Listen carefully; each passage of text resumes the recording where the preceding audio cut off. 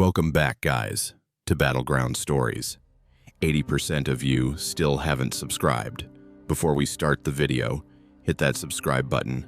It only takes a second. The event I'm about to tell you about took place in 2012, but it began 70 years earlier in the deep, dark waters of the Pacific Ocean. When I say darkness, I don't mean the absence of light. I'm talking about a darkness that swallows time, sound, and even people. My name is Dr. Elise Carter, and I led a deep-sea research expedition that uncovered something we should never have found.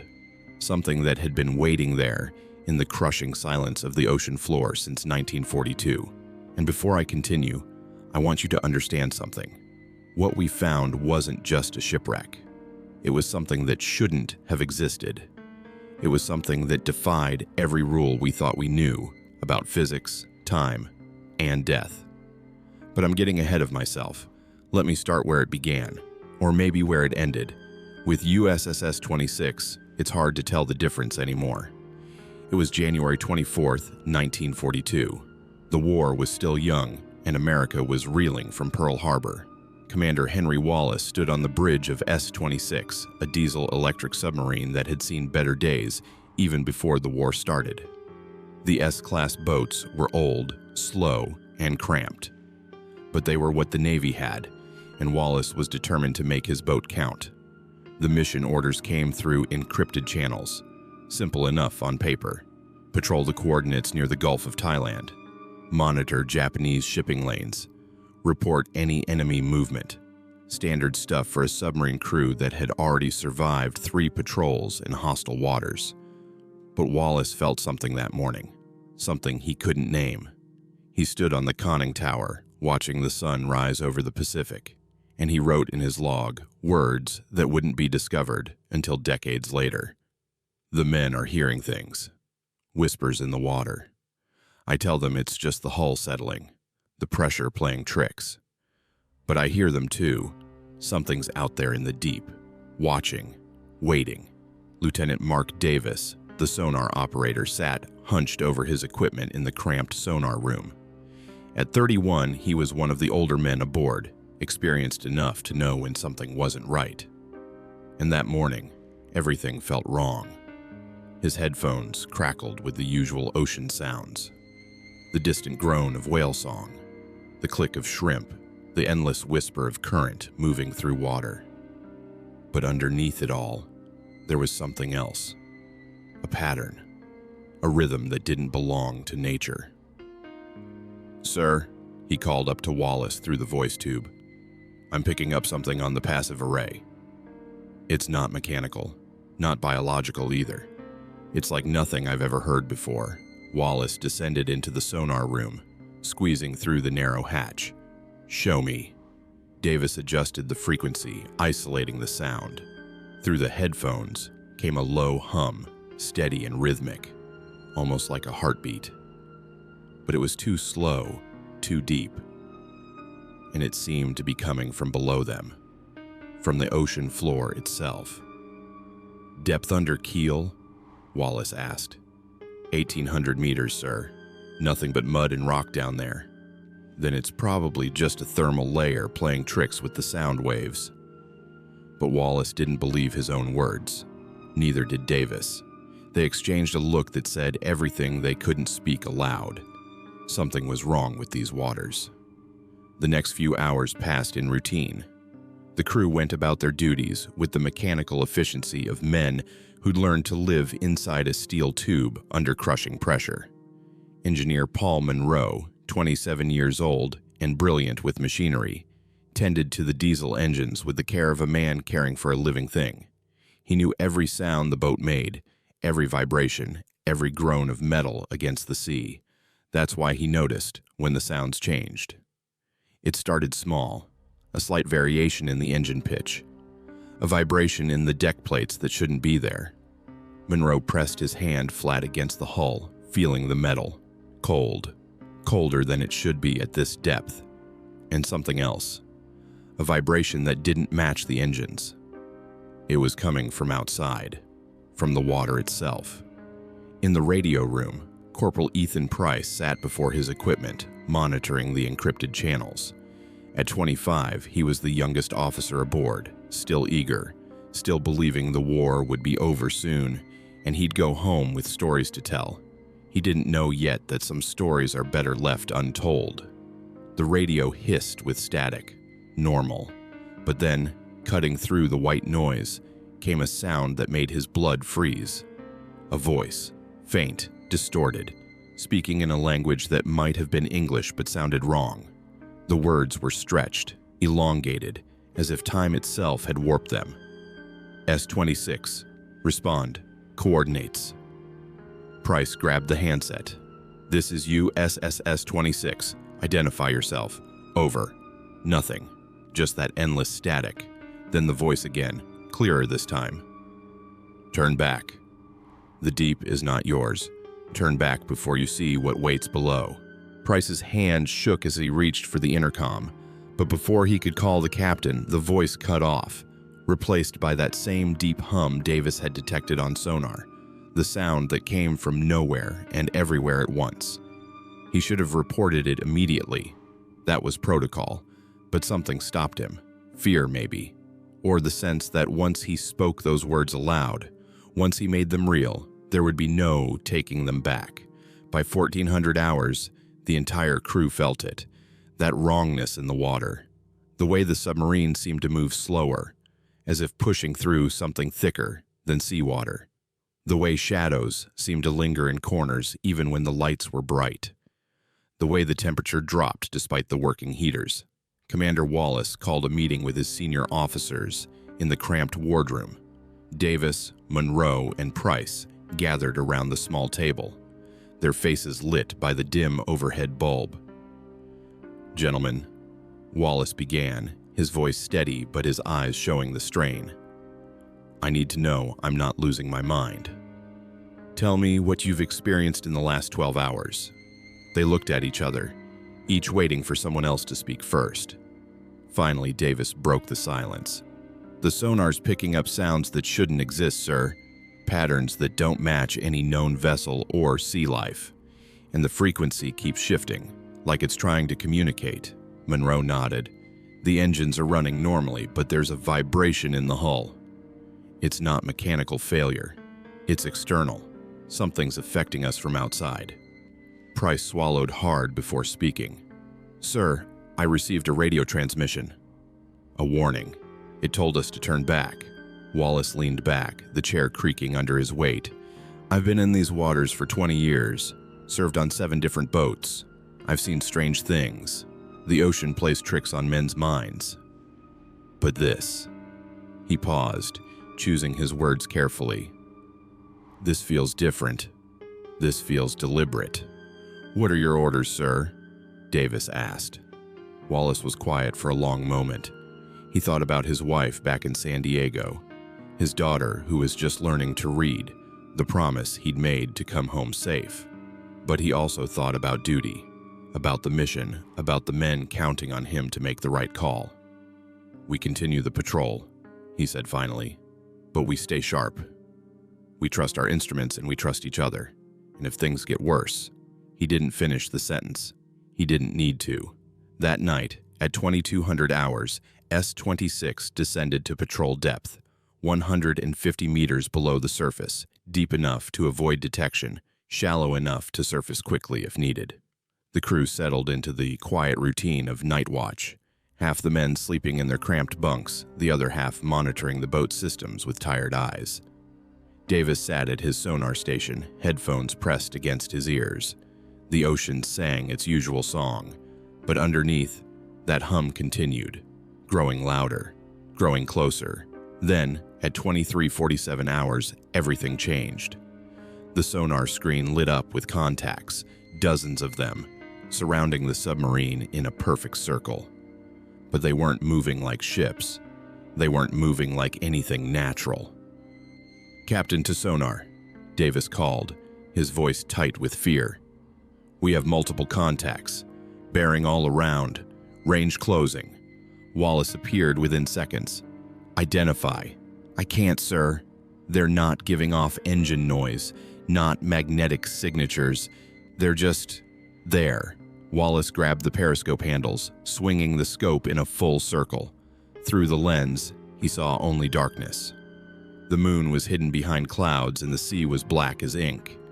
But then he saw them, shapes in the water, massive, moving with purpose, circling the submarine like sharks around prey. "All stop," Wallace ordered. Silent running. Now. The engines cut to idle. The crew froze at their stations, barely breathing. In the silence, they could hear it clearly now. That hum vibrating through the hull, through their bones, through their very souls. Monroe was in the engine room when the lights flickered. Once. Twice. Then they went out completely, plunging the boat into absolute darkness. Emergency lights kicked in, bathing everything in eerie red. And in that red light, Monroe saw something that made his mind rebel against understanding. The hull was weeping. Water seeped through seals that had been checked and double-checked. Not spraying with pressure, but oozing. Like the ocean itself was trying to force its way inside. And the water was wrong. Too dark, too thick, almost alive. "We have flooding in the engine room," Monroe shouted into the intercom. "But sir, it's not coming from any breach I can find. It's just appearing." In the control room, Wallace made the only decision he could. "Emergency surface. Blow all tanks. Get us up. Now."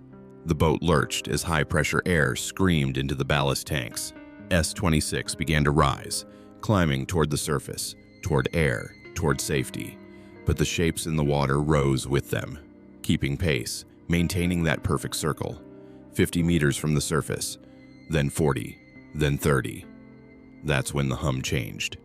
It became a screech, high-pitched and overwhelming, that made the crew clutch their ears in agony. The submarine shook violently. Rivets popped, seams groaned. And then, with a sound like reality tearing apart, something grabbed them. Not with hands, not with anything physical, but with something else. Something that reached through the water, through the steel, through the very fabric of space, and pulled. S-26 stopped rising, hung suspended in the water. The engines roared at full power, but they weren't moving. They were caught, held by forces that shouldn't exist. Price, in the radio room, grabbed his microphone and began broadcasting on all frequencies. His voice steady despite the terror. "Mayday, mayday, mayday, this is USS S-26. Position 7 degrees north, 98 degrees east. We are under attack by unknown forces. We are unable to surface. Request immediate assistance. Mayday, mayday, may..." The transmission cut off, not because the radio failed, but because time itself seemed to skip. One moment, Price was speaking. The next moment, he was seeing his hand still on the microphone, his mouth still forming words, but no sound emerged. In that moment of frozen time, Wallace understood. This wasn't an attack. This was something worse. They hadn't stumbled into enemy territory. They'd crossed into something else entirely. A place where the rules of the world didn't apply, where the ocean was more than water and steel wasn't protection. The lights dimmed further, the red glow fading to almost nothing. In the darkness, the crew heard voices, not over the radio or intercom, but in their heads, whispers in 1,000 languages, all saying the same thing. "You should not have come here. This deep is ours, always has been, always will be." Monroe, working frantically to restore power, felt the cold water rising around his ankles. He looked down and saw his reflection in the dark surface. Except it wasn't his reflection. The face staring back at him was older, weathered, eyes hollow with decades of watching and waiting. Davis tore off his headphones as the sonar screen showed something impossible. The contacts weren't around them anymore. They were inside the submarine, moving through the compartments, through the walls, through the crew themselves. And Wallace, standing in the control room with his officers around him, made the hardest decision of his life.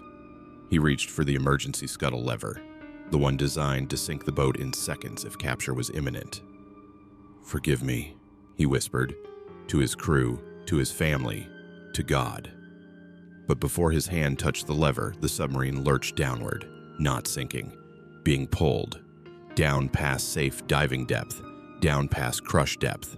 The hull groaned in protest, but it didn't collapse.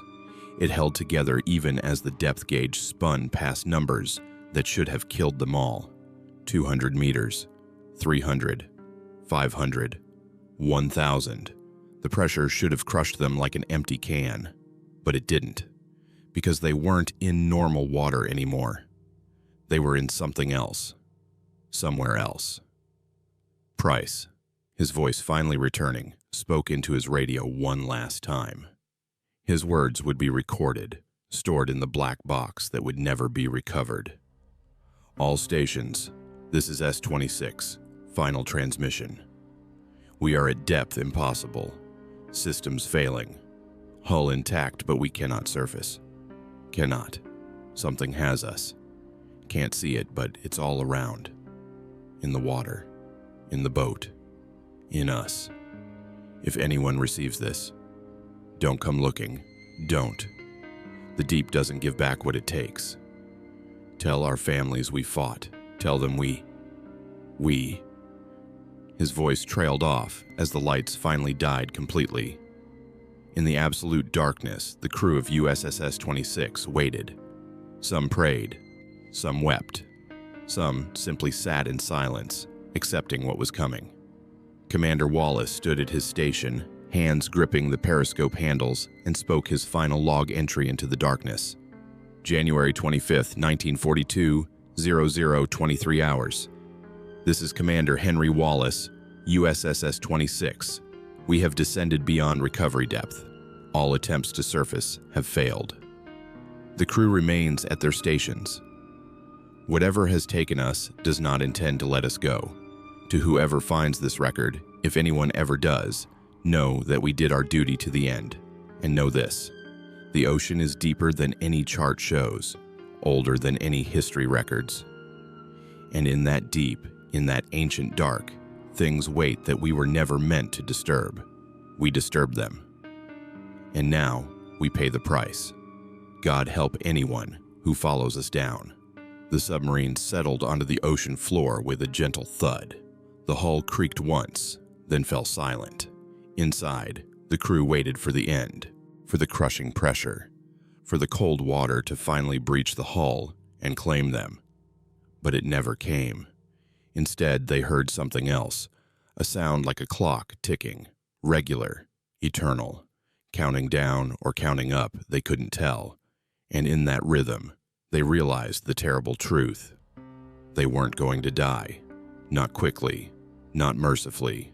They were going to wait, in the dark, in the cold, in the crushing silence of the deep, wait for something they couldn't name, for someone they would never see, wait for 70 years to pass above them while they remained suspended in a single, endless moment.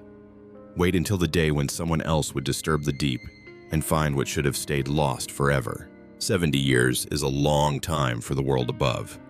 Entire generations born, lived, and died. Wars fought and ended. Technology that would seem like magic to the crew of S-26 became everyday reality. The world moved on. But in the deep, time doesn't move the same way. I'm Dr. Elise Carter, and I need to tell you about the day we found them. The day everything I thought I knew about the ocean, about death, about the nature of reality itself, got torn apart and reassembled into something I still can't fully comprehend. It was March 2012. I was leading a deep-sea acoustic research project in the Gulf of Thailand. Our mission was simple, or so we thought: map the ocean floor using advanced sonar, catalog geological features, study deep-sea ecosystems, standard stuff for a marine research expedition, nothing that should have led to what we discovered. Our ship, the research vessel Endeavour, was anchored about 60 miles off the Thai coast. Clear skies, calm seas, perfect conditions for deep water work.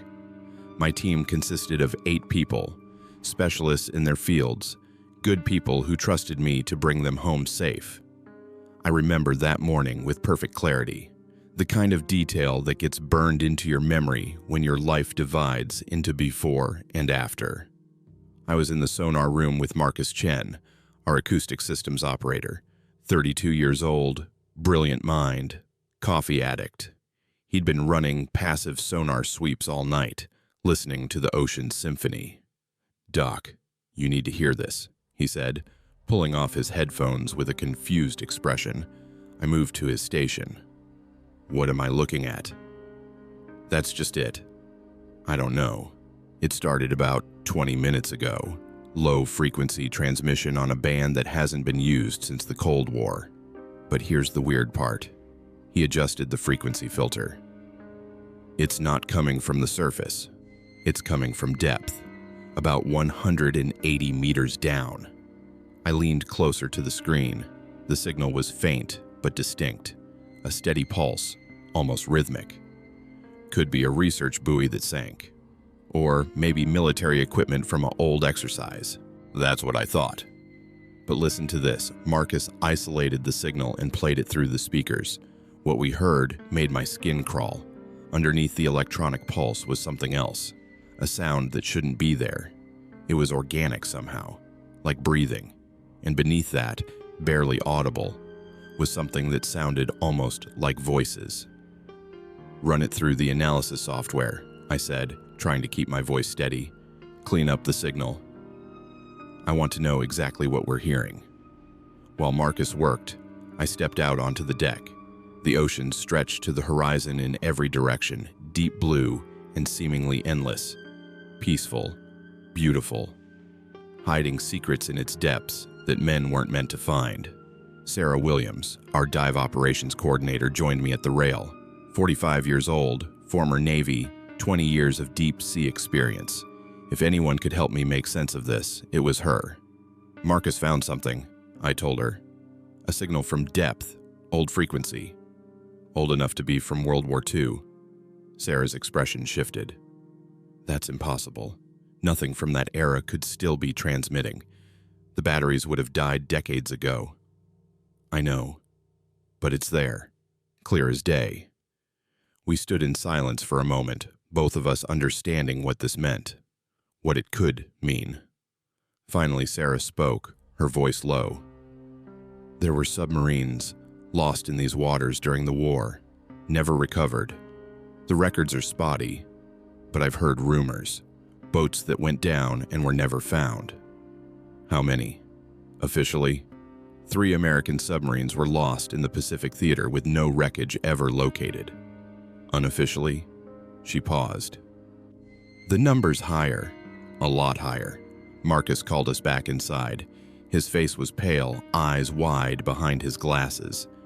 "You need to see this." The computer finished the analysis. The cleaned-up signal played through the speakers.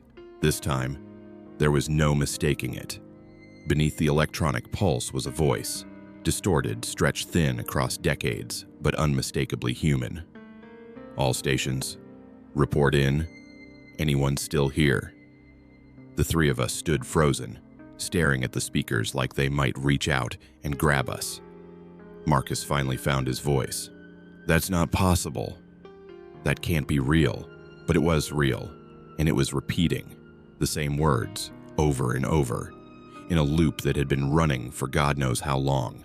I made the decision right there. "We're going down." "Sarah, prep the ROV. I want eyes on whatever's making that transmission." "Doc," Sarah said carefully, "maybe we should report this first. Get clearance. This could be a military matter. And spend 3 months waiting for bureaucrats to decide whether we're allowed to investigate. By then the signal could stop. This could disappear." I shook my head. "We found it. We investigate it. That's the job." Within 2 hours, we had the remote-operated vehicle in the water, a sophisticated piece of equipment capable of diving to 300 meters, equipped with high-definition cameras and powerful lights. We watched the monitors as it descended through layers of blue that gradually darkened to black. 100 meters, 150, 170. The seafloor came into view, flat, muddy, dotted with rocks and coral formations. Nothing unusual, Nothing that would explain the signal. Heading northeast, I instructed our ROV pilot, Tom Brennan. Follow the signal strength. The vehicle glided across the bottom, its lights cutting through clouds of sediment. Fish scattered before it. An octopus pulsed away into the darkness. Normal deep-sea life. Then the lights caught something that wasn't normal at all. At first, it looked like just another rock formation. But as we got closer, the shape resolved into something man-made. Metal, encrusted with decades of growth, but still recognizable. Is that? Tom's voice trailed off. A submarine, Sarah finished. World War II era from the look of it. S-class, if I'm not mistaken. The ROV circled the wreck slowly. The submarine sat upright on the seafloor, almost as if it had been gently placed there rather than crashing down. The hull was intact, no visible damage, no holes torn in the steel. It shouldn't have sunk at all based on what we could see. But what made my blood run cold was something else entirely. "Tom," I said quietly, "are those lights?"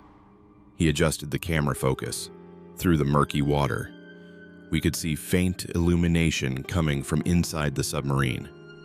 Not the ROV's lights reflecting back. These were coming from within, a dim red glow pulsing through portholes that should have been black and dead. "That's not possible," Marcus whispered. "Even if there was power left, which there couldn't be, those bulbs would have burned out decades ago." Sarah leaned closer to the screen. "Look at the identification numbers on the conning tower. Can you make them out?" Tom maneuvered the ROV closer, zooming in. Through the coral and rust, we could just barely read the numbers painted on the hull. S-26. Sarah pulled out her phone, fingers flying across the screen. After a moment, she looked up, her face pale. "USS S-26, reported lost with all hands January 1942. Position unknown. Entire crew declared dead, 46 men." "The signal," Marcus said. "It's coming from inside, from the radio room." We watched in silence as the ROV completed its circuit of the submarine. Everything about it was wrong. The position was too perfect, the hull too intact, and those lights, that impossible red glow, pulsing like a heartbeat. "I'm picking up something else," Tom said, adjusting his instruments. "Temperature readings near the hull. They're fluctuating, warmer than the surrounding water by several degrees." "Thermal vents," I suggested, knowing even as I said it that it wasn't the answer. "No vents in the area, and the heat signature is too localized." It's centered on the submarine itself. I made a decision that I've questioned every day since. We need to go inside. Get the deep dive team ready. Tomorrow morning we're sending divers down. Sarah grabbed my arm. "Elise, listen to yourself. There are lights on in a submarine that's been underwater for 70 years. There's a radio transmission coming from equipment that shouldn't work. This isn't natural. This isn't safe. Which is exactly why we need to investigate. Think about what this could mean. If there's some phenomenon we don't understand, some aspect of deep-sea physics we've missed, this could rewrite everything we know. Or it could kill us," Sarah said bluntly. "I've been doing this long enough to know when something feels wrong. And this feels very, very wrong. But I wouldn't listen. I was too excited by the discovery, too driven by curiosity to see the warning signs that were right in front of me." That night, as the crew slept, I stayed in the sonar room monitoring the signal. The voice continued its endless loop. "All stations report in. Anyone still here?" Over and over, never changing, never stopping. Around 200, something new happened. The voice suddenly stopped mid-sentence. For about 30 seconds, there was only silence and the background hum of the ocean. Then a different voice came through, older, tired, filled with something that might have been hope or might have been warning. "If you can hear this, don't come down. Don't. We're still here. We've always been here, but we're not alive. Not really. And if you can hum down, you'll understand. You'll see what we've become, what this place does. Turn back while you can. Please. Don't let curiosity kill you the way it killed us." Then silence again, followed by the original message resuming its loop. I sat there, shaking, staring at the speakers. Every instinct screamed at me to do exactly what the voice said. Pull up anchor. Leave this area. Forget we ever found S-26. But I didn't, because I needed to know. I needed to understand. The next morning, I briefed the dive team. Along with Sarah, we had 2 technical divers, James Porter and Miguel Santos, both experienced in deep wreck penetration, both confident they could handle whatever we found. Standard procedure, I told them. External survey first. Document everything. Then, if it's safe, we attempt entry through the main hatch, in and out in 40 minutes. Any sign of danger, you aboard immediately. They nodded, checking their equipment with practiced efficiency. Mixed gas rebreathers for the depth, powerful lights, cutting tools in case they needed to force entry, everything they'd need for a normal deep wreck dive. Except this wasn't normal, and I knew it. By 1000 hours, James and Miguel were in the water, descending along the guideline we'd deployed. Sarah and I watched from the monitors in the dive control room. The camera mounted on James's helmet gave us a diver's eye view as they dropped into the blue. The descent took 12 minutes, then the seafloor appeared, and moments later, the submarine came into view. In the light of their lamps, S-26 looked even more wrong than it had through the ROV's camera. The metal was old, yes, but not degraded the way it should be. It was almost preserved, as if the ocean hadn't been allowed to claim it fully. "Approaching the conning tower," James reported, his voice calm and professional. "Hull appears intact, no visible breaches." Proceeding to the main deck, they swam along the length of the submarine, their lights revealing details that shouldn't exist. The deck gun was still in place, pointing uselessly at the dark water above. Anchor chains hung motionless, and through every porthole that red glow pulsed steadily. "Doc," Miguel's voice crackled through the comm. "I'm seeing something strange with the portholes. The glass is intact, but there's condensation on the inside, like someone's been breathing in there." "That's impossible," Sarah muttered beside me. "At this depth, at this temperature, any moisture inside would have frozen and crystallized years ago." But there it was on the video feed. Fog on the inside of the glass. Fresh. Recent. Impossible. James reached the main hatch. The heavy steel door that should have been sealed tight, rusted shut. Impossible to open without hydraulic tools.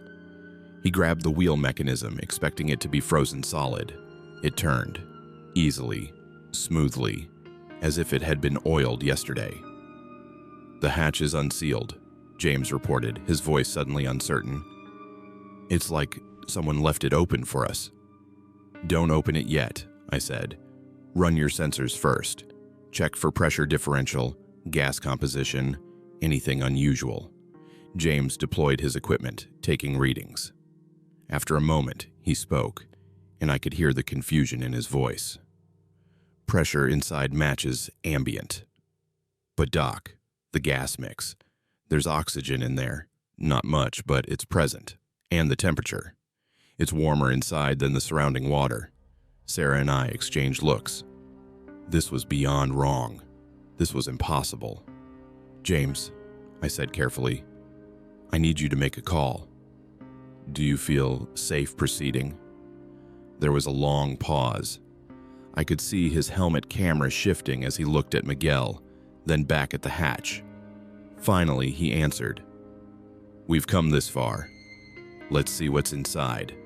He pulled the hatch open fully, and his light cut into the interior of S-26. The beam revealed a ladder descending into red-lit darkness, and rising from that darkness came something that made every person in the dive control room go absolutely silent.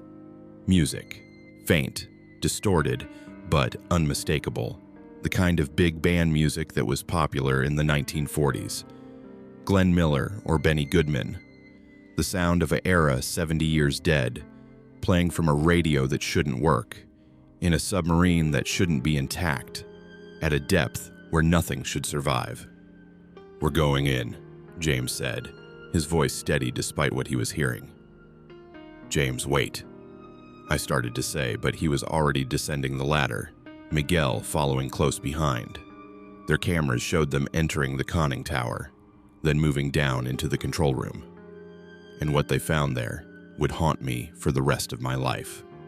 The interior of S-26 was pristine, not aged, not rusted, not flooded. The controls gleamed as if they'd been polished. The gauges were all reading normally. The red emergency lights cast everything in a hellish glow, but they were working, all of them working. And in the control room, standing at their stations as if ready for orders, were the crew.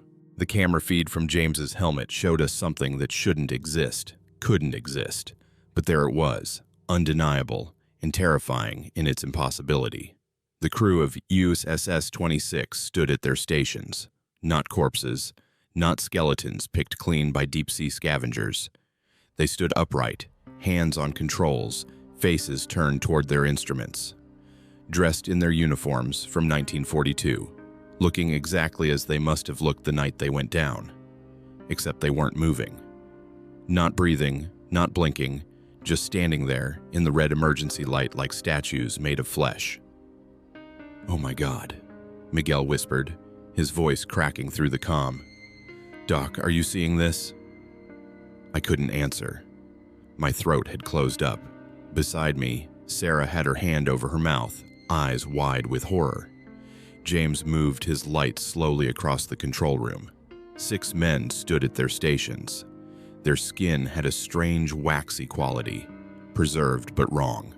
Their eyes were open but empty, staring at nothing. One man's hand was frozen on the dive plane controls. Another stood at the periscope, hands still gripping the handles. A third sat at the navigation table, pencil held over a chart as if he'd been interrupted mid-calculation. "They're not decomposed," James said, his scientific training taking over despite his fear. "There's no bloating, no tissue degradation. They look like they died seconds ago, not 70 years. He approached the nearest figure slowly, an officer, based on the insignia. Young, maybe 30. His face was calm, almost peaceful. James reached out carefully and touched the man's shoulder. The body was cold, but not cold like dead flesh in freezing water. Cold like metal. Cold like something that had never been truly alive. And the moment James made contact, everything changed. The lights flickered. The music, that impossible 1940s music, suddenly grew louder. And throughout the submarine, we heard movement, footsteps, doors opening and closing, voices murmuring in the distance. "James, get out," I said, finding my voice at last. "Get out now." But before he could move, the officer he'd touched spoke. His lips didn't move. His chest didn't rise with breath, but words came from him anyway, hollow and echoing, as if spoken from somewhere very far away. "You came. After all this time, you finally came." James stumbled backward, colliding with Miguel. Both divers stood frozen, their lights cutting wild patterns across the control room. "Who are you?" James managed to ask. "Lieutenant Mark Davis, sonar operator, USS S-26. The voice continued, still without the lips moving.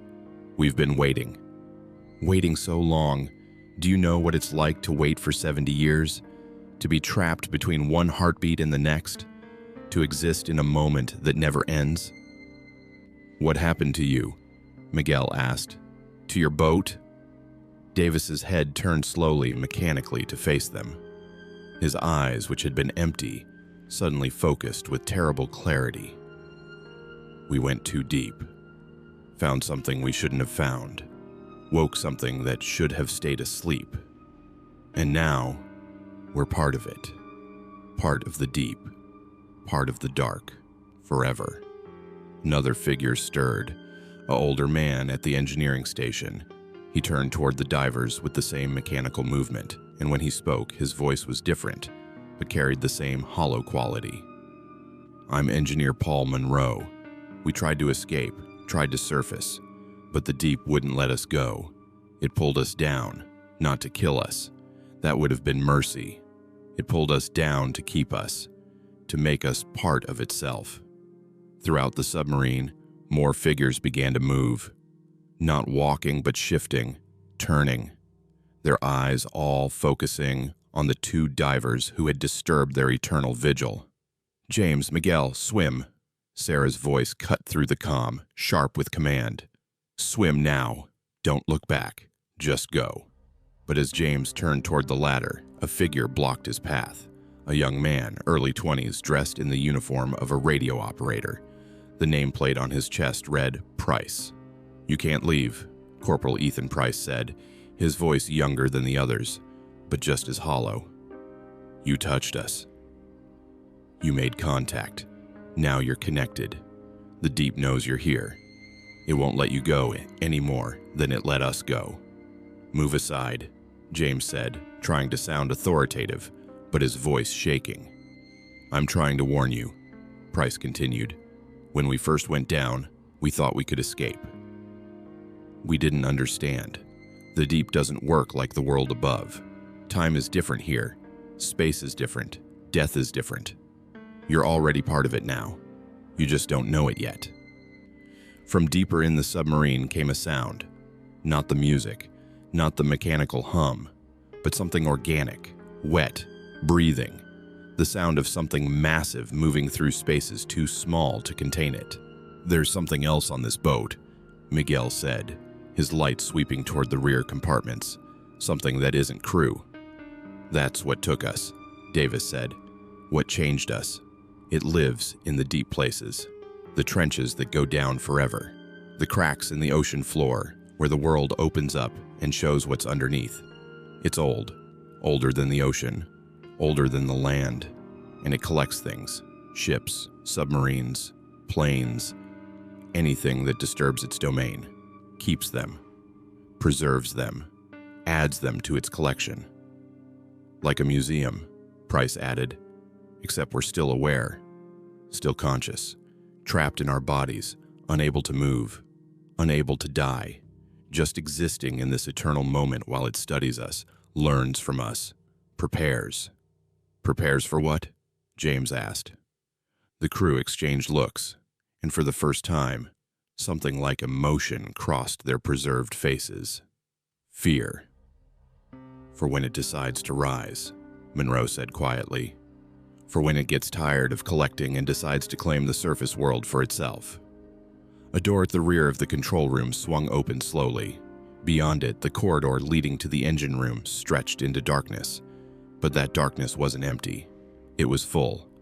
Full of something that moved with purpose, that breathed with a rhythm like waves, that watched with attention that felt physical. From that darkness came a voice. Not human, not trying to be human, just raw intention given sound. "New specimens. Welcome to the collection." The temperature in the submarine, already cold, dropped further. Ice began forming on the metal surfaces. The red lights flickered and dimmed. And the crew, those preserved men who had been standing at their stations, began to move toward the divers with slow, inevitable steps. "Go," Davis suddenly shouted, and this time his lips actually moved, his face contorting with effort. "While I can still fight it. Go, don't let it take you too." James didn't need to be told twice. He shoved past Price, who seemed frozen by Davis's moment of rebellion, and grabbed the ladder.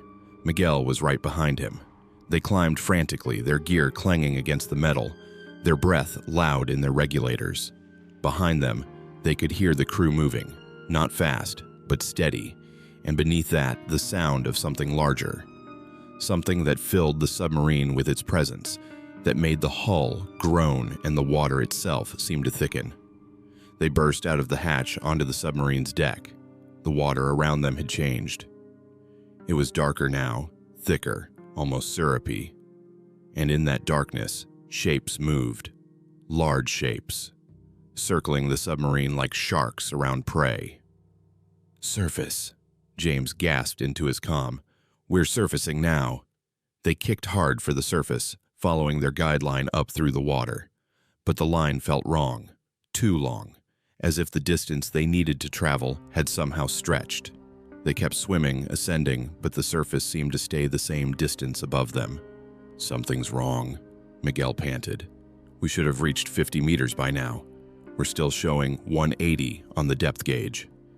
In the dive control room, Sarah was seeing the same readings. "That's impossible. They've been ascending for 3 minutes. They should be at 60 meters. I grabbed the comm. "James, are you still following the guideline?" "Yes," came his strained reply. "But Doc, the water. It's not normal. It's like swimming through gelatin. And I can see the surface above us. I can see the light. But we're not getting any closer." That's when I understood. The submarine wasn't the only thing trapped. The entire area around it was caught in whatever phenomenon held S-26. Space itself was warped, stretched, trapped in a loop that led nowhere. "Cut away from the line," I ordered. "Swim horizontally. Get away from the submarine's position. Distance is the key." They changed direction, swimming parallel to the seafloor instead of ascending. For a moment, nothing changed. Then suddenly, the resistance in the water decreased. Their depth gauges began climbing normally. The darkness lightened. 20 minutes later, they broke the surface 50 meters from the ship. We pulled them aboard, got them out of their gear, wrapped them in blankets despite the tropical heat. Both men were shaking, eyes distant, faces pale.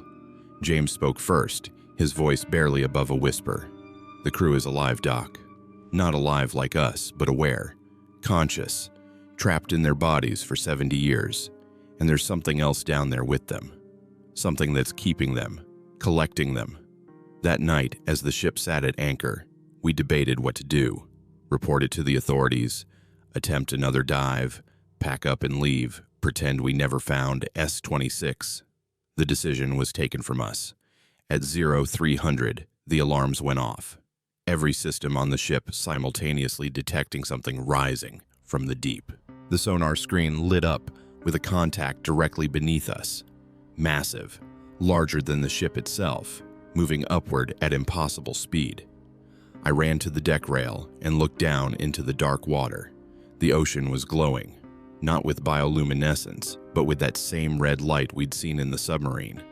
And in that light, I could see shapes, dozens of them, hundreds, ships and submarines and aircraft, all preserved, all intact, all rising from the depths where they'd been held. S-26 broke the surface first. Water cascaded off its hull as it rose impossibly, violating every law of physics.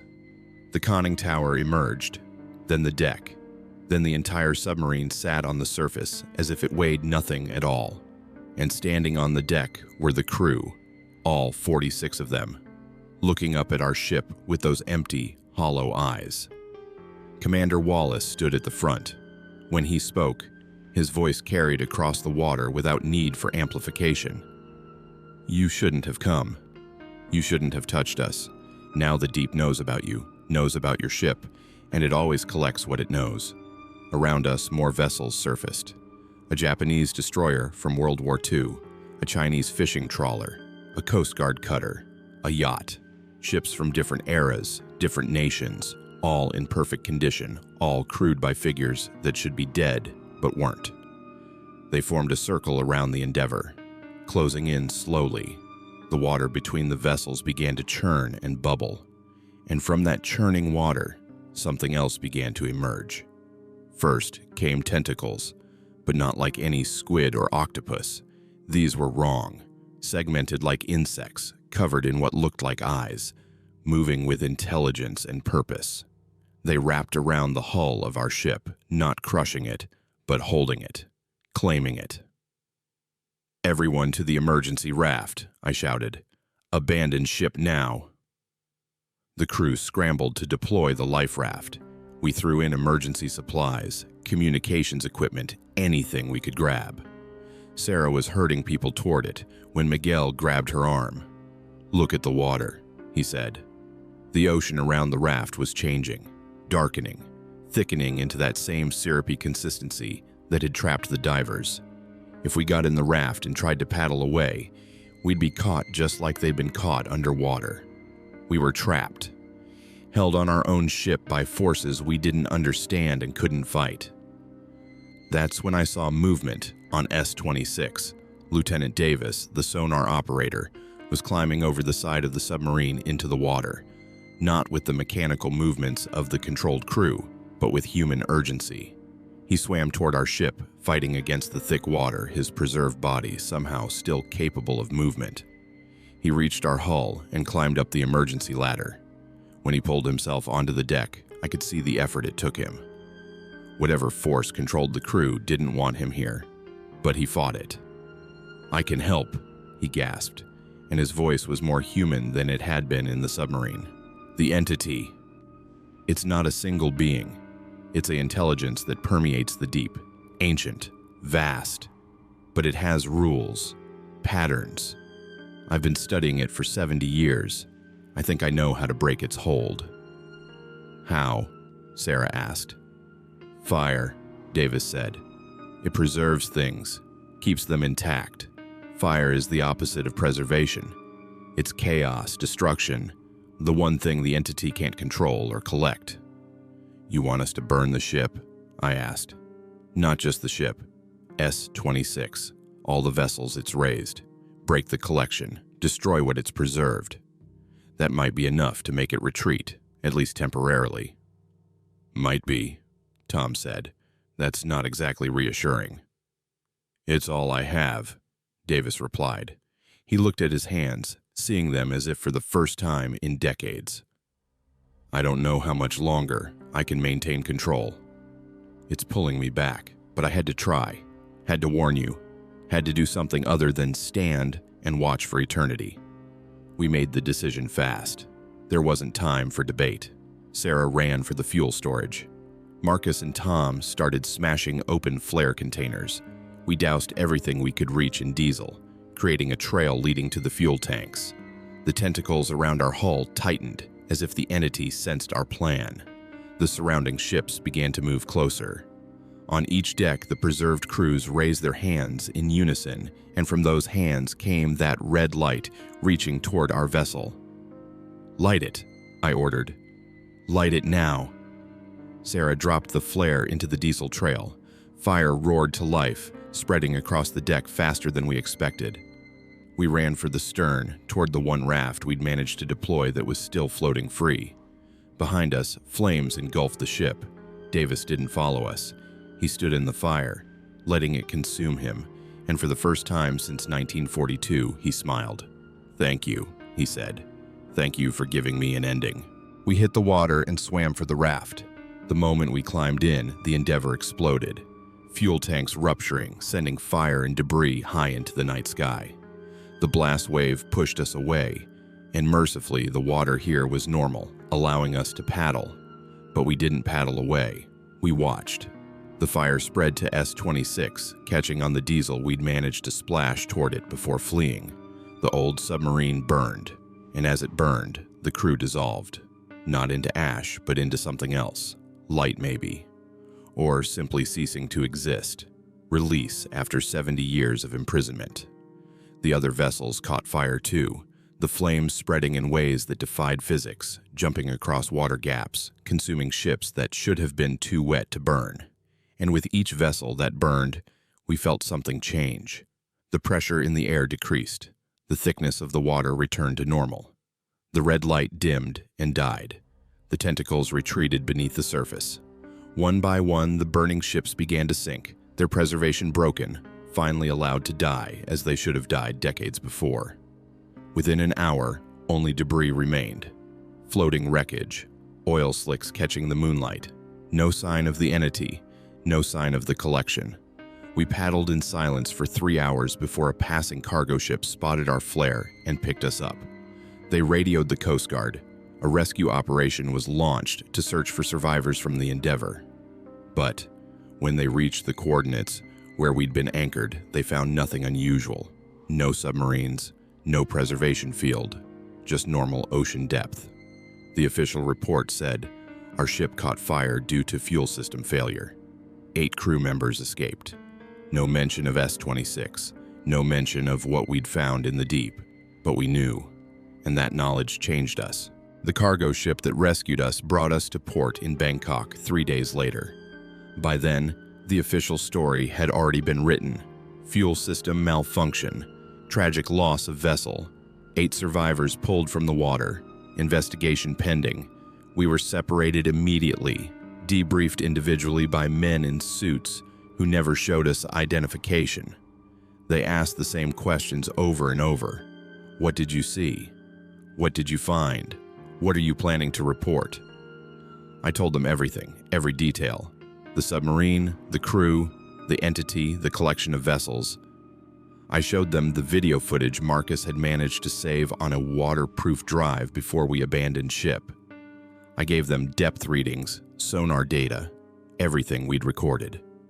They listened without expression, took notes, confiscated all our equipment and data. Then they told me, very politely, that none of it had happened. Dr. Carter, the lead investigator, said, his voice flat and emotionless. You experienced a traumatic event. Fire at sea is terrifying. The human mind, under extreme stress, can create very vivid hallucinations. What you think you saw was likely a combination of oxygen deprivation, shock, and the disorientation of being in the water at night. I have video evidence, I said. We reviewed your footage.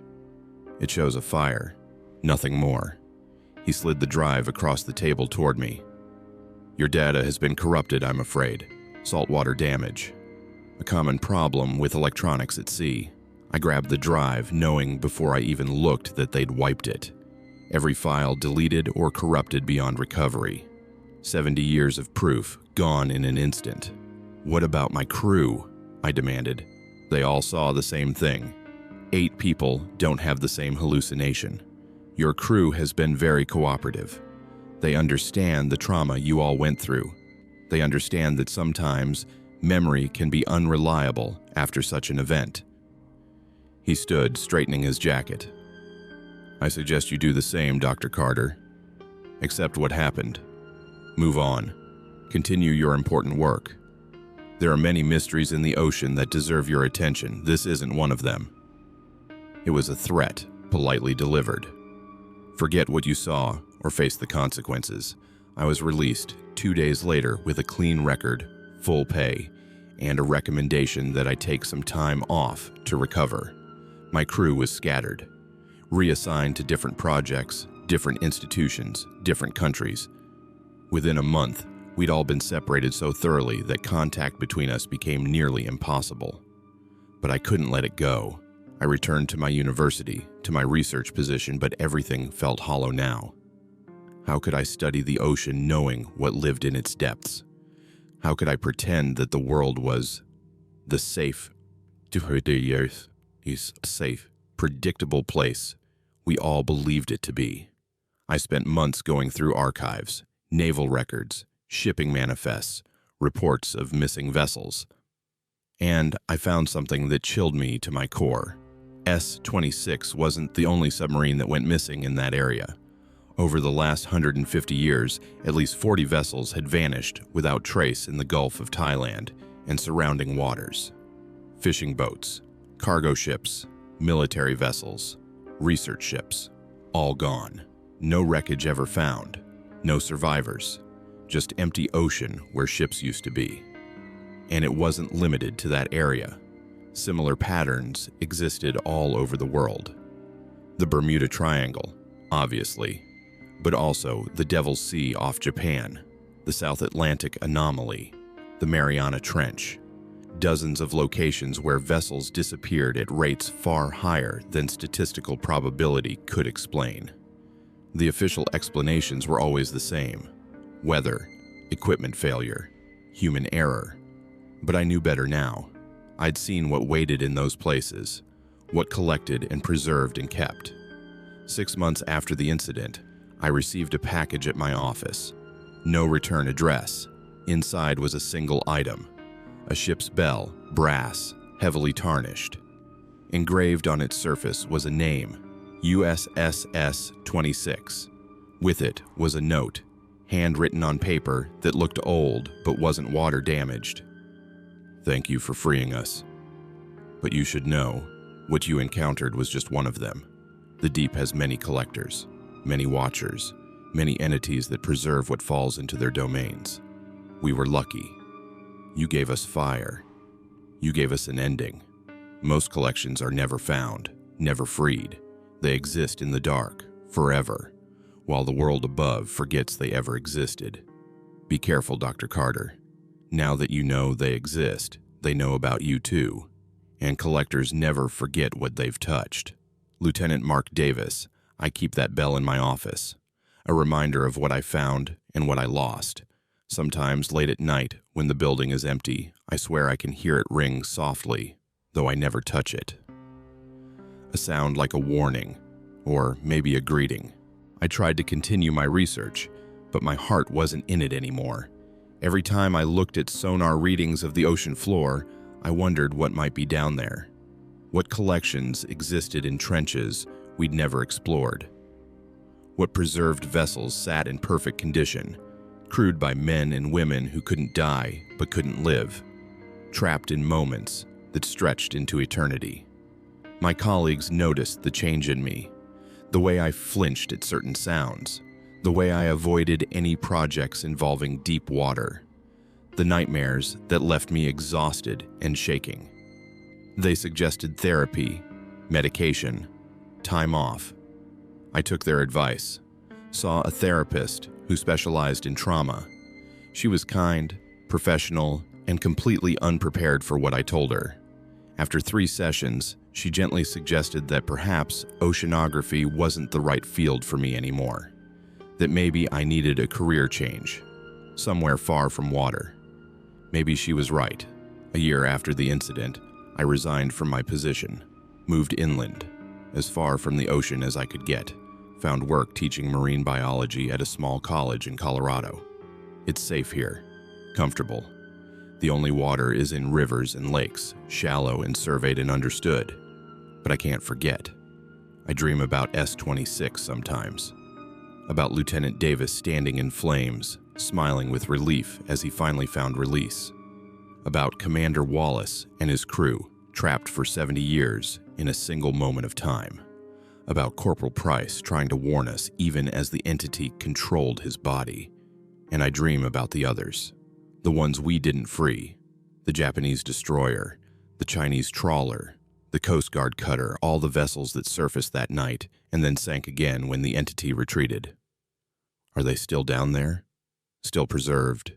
Still crewed by people who exist between life and death? I think about Engineer Monroe's words. The deep doesn't give back what it takes. But we'd proven that wrong, hadn't we? We'd freed S-26 through fire. We'd broken the collection, but at what cost? The entity retreated that night, yes, but it didn't die. Didn't cease to exist. It just went back down into the darkness, back to its domain, where light doesn't reach and pressure crushes everything that dares to descend. And it's still collecting. 2 years after the incident, Sarah found me. I don't know how she got my address. We'd been forbidden from contacting each other, warned that continuing to discuss the incident would have professional consequences. But she came anyway, driving 12 hours to reach my small town in the mountains. We sat in my living room, drinking coffee, not speaking for the first few minutes, just being in the presence of someone else who knew, who remembered, who understood. "I can't do this anymore," she finally said. "Can't pretend it didn't happen. Can't go through life acting like the world is normal when I know what's down there. What are you going to do?" She pulled out a folder, thick with documents and photographs. "I've been investigating, quietly, using contacts from my Navy days. And Elise, it's worse than we thought. Much worse." She spread the documents across my coffee table, reports dating back decades. Classified files she shouldn't have had access to, testimonies from survivors of other incidents, all of them describing the same thing. Vessels that shouldn't exist, preserved crews, entities in the deep that collected and kept. There's a pattern, Sarah explained. These incidents cluster around certain coordinates: deep water, remote locations, areas where the ocean floor drops into trenches or cracks in the Earth's crust. And the incidents are increasing. Used to be one every few years. Now it's multiple times per year. Why? I asked, though I wasn't sure I wanted the answer. Because we're going deeper. Technology allows us to explore places we couldn't reach before. We're disturbing things that have been left alone for millennia. And they're responding, defending their territory, building their collections. She showed me a map, red pins marking every incident she'd documented. The pattern was clear: a network of collection sites across the world's oceans, connected by deep trenches and underwater caves, like a web spanning the entire globe. What are they? I whispered. The entities. What are they really? Sarah shook her head. I don't know. Maybe they're life forms we don't have a category for. Maybe they're something else entirely. But I think they've been here longer than us, maybe longer than anything on Earth. And they're territorial. So what do we do? Report this? Go public? Who would believe us? We have no proof that can't be dismissed as fake, and anyone with real authority to investigate is either already aware and covering it up, or they'll call us crazy. She leaned back, exhausted. I'm not sure there is anything we can do, except warn people, tell our story, hope someone listens. That conversation stayed with me long after Sarah left. The weight of knowledge we couldn't share. The burden of truth no one would believe. But I'm sharing it now. I'm telling you what happened in the Gulf of Thailand in 2012. What we found at coordinates that are now marked as hazardous waters on nautical charts. What exists in the deep places of the world, watching, waiting, collecting. I'm telling you because you deserve to know. Because anyone who goes near the ocean, who dives into its depths or sails across its surface, should understand what might be waiting below. The ocean isn't just water and fish and coral reefs. It's not just a resource to be exploited or a frontier to be explored. It's something older, deeper, more complex than we ever imagined. And in its darkest places, where pressure should crush all life, where light never penetrates, where the world above is so distant it might as well not exist, things dwell, things that preserve and collect and keep, things that exist in moments stretched across decades or centuries, things that blur the line between life and death until there's no meaningful difference anymore. USS S-26 was freed. Those 46 men finally got their ending after 70 years of waiting. But how many others are still down there? How many ships sit on ocean floors around the world, perfectly preserved, crewed by people who can't die but can't truly live? I don't have answers. I don't have solutions. I just have my story and the stories of those who came before me. Sailors who reported strange lights in the water. Divers who encountered vessels that shouldn't exist. Researchers who found readings that defied explanation. We all saw the same thing. We all touched the same truth, and we all learned the same lesson. The deep doesn't give back what it takes. Not easily. Not without cost. 3 years after the incident, I received another package. This time it contained a photograph, black and white, grainy, taken from what looked like a submarine periscope. The image showed the surface of the ocean at night, moonlight on the waves. And in the lower corner, barely visible, was a date stamp, January 24th, 1942. On the back, written in faded ink, were 3 words: "We are waiting." I don't know who sent it. I don't know how they got a photograph from S-26 from the night it went down. I don't want to know. Because if that photograph is real, if it somehow survived 70 years underwater and the fire that freed the crew, then it means something else survived too. Some piece of that night. Some fragment of the collection. And if pieces can survive, then maybe the entity isn't as gone as we hoped. Maybe it's still down there. Maybe it's rebuilding. Maybe it's planning.